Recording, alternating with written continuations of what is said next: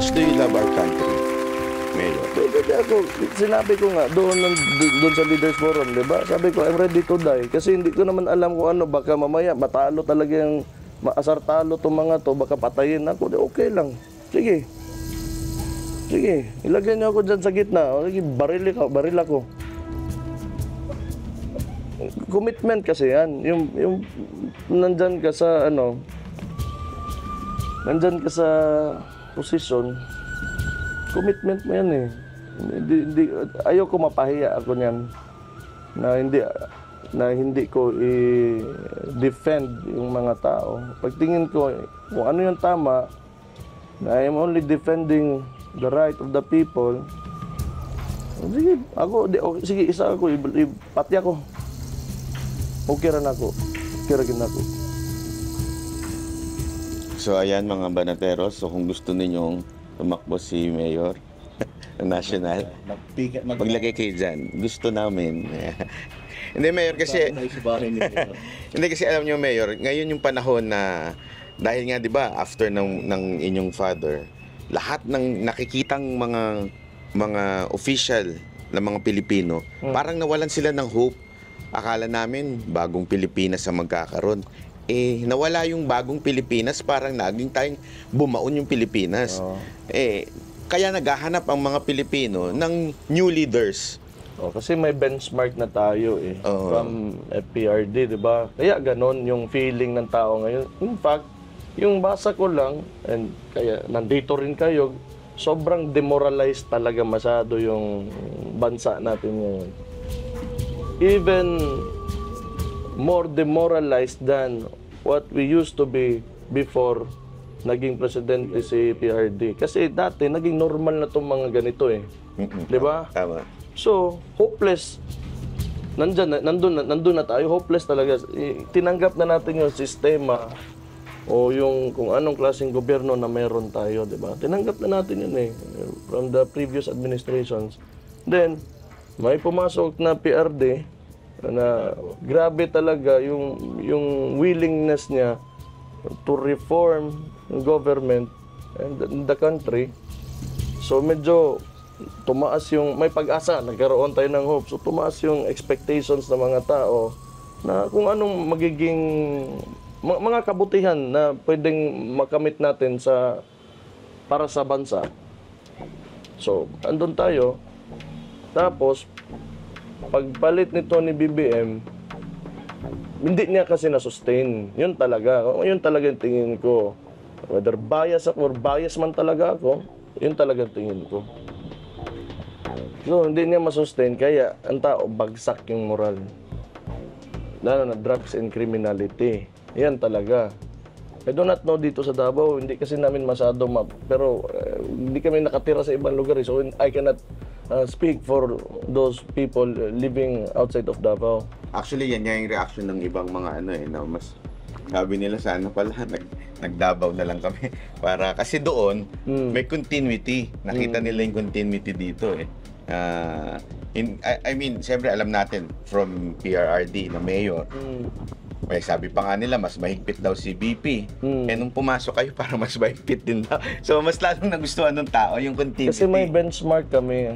Yung sabi ko, ayaw ko mapahiya yung apelyido namin. Ako, mapahiya ako dyan. Pero kung talagang hindi sapat, total, demokrasya man ito, okay lang. Hindi ko piliin, okay lang talaga.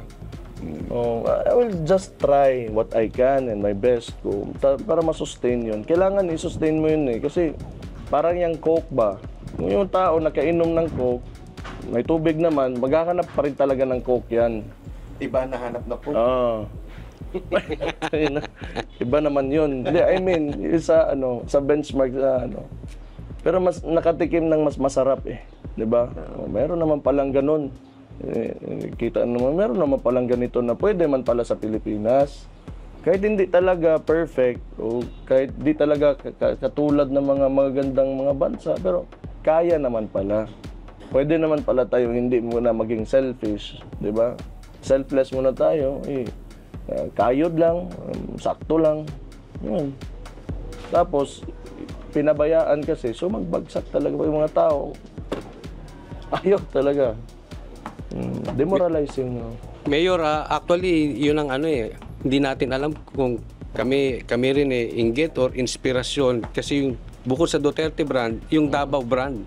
Ang ganda talaga, kaya gusto lang nila na may manupong Duterte sa national kasi gusto nila sa syudad nila yung Davao. Yung ganong style. Somewhat. Di ba? Share ninyo Oo yung yun nakikita nyo Way of ninyo. Ano kaya ang sa pinaka-sikreto bakit naging Davao is Davao na at pwedeng gayahin na sana maging ganitong ka-peaceful. Yung sekreto dito, may hiya lang talaga yung mga politiko namin. Alam mo yun, may hiya. Alam niyo yun? May hiya. Oo. Mahiya ka na kumakain ka ng mga mahal o mahiya ka na mahiya ka nga hindi ka papasok sa trabaho, mahiya ka nga hindi mo puntahan yung ganito, ganon. Mahiya ka lang. Kasi walang hiya talaga yung mga politiko sa Pilipinas. Dinood na. Kailangan may hiya lang. Hiya ka lang na yung kapitbahay mo mahirap. Huwag ka muna magparty-party dyan. Hindi, imbitahin mo. Ganon. Kailangan ganon lang. Simple lang naman talaga yan.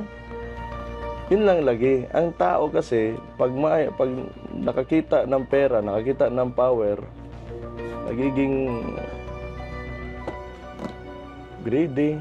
Gusto nila, mahiya ka lang. Tapos, nandito ako, 3 years, magti 3 years pa lang ako as mayor. 2019 ako naging vice mayor. Pero, walang dito sa Davao, di ka makikita na abusado na konsehal, na lasing, nanuntok, mga ganon, mga pulis, na nagmaoy. Wala yan dito. Wala dito. Lahat nagtatrabaho.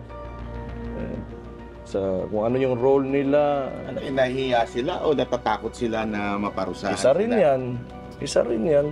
Kasi kung mahiya ka, takot ka rin na mapahiya ka. So it goes both ways. Ganon yun. Isa rin yan. Kung kailangan, kasi pag kinakausap ko naman itong mga polis, sabihan ko man sila, okay lang man, kayo kasi yung may baril. So, mga tao, takot na yan daan sa inyo. Nandyan, takot na yan sila. Huwag lang kayo magmaoy, huwag lang kayo okay na tayo dito. Yan lang talaga. Wala lang mag-abuso sa inyo, wala tayong problema lahat. Ganun lang. Ginasabi ko yan, kada may assembly kami. Napanood nga ako, Mayor, na may parang pinagsasabihan kayong councilor. Dahil, may ginawang kalokohan ba yun? Hindi. Ano lang yun siya? Kasi masyadong mapolitiko ba? Kunwari, kaharap mo sa ngayon, okay. Pagka hindi mo na kung ano-ano mga ginagawa, and sa yung ginagawa niya, na may ano talaga, may pruweba talaga ako. Kinakalaban niya ako. He's going against the administration. Tapos, yung wala, hindi gusto mo nang ganun, hindi pangit yung treatment mo sa akin. Hindi, do not expect na i-treat din kita ng maayos. 'Di ba? Kaya nga sabi ko sa kanya nung sa na yun na sabihin mo sa akin, magkaibigan tayo, magkasama tayo, hindi. Kasi kung hindi, mag-opposition ka, ayusin mo wag yung masyado kang nang tatraidor ka. Parang ayaw nyo talaga sa plastic, no? Hindi ko kaya. Makipag-plastikan. Hindi ko kaya yan. Uwi na lang ako ng bahay. Mahirap. Pag-usap sa plastic.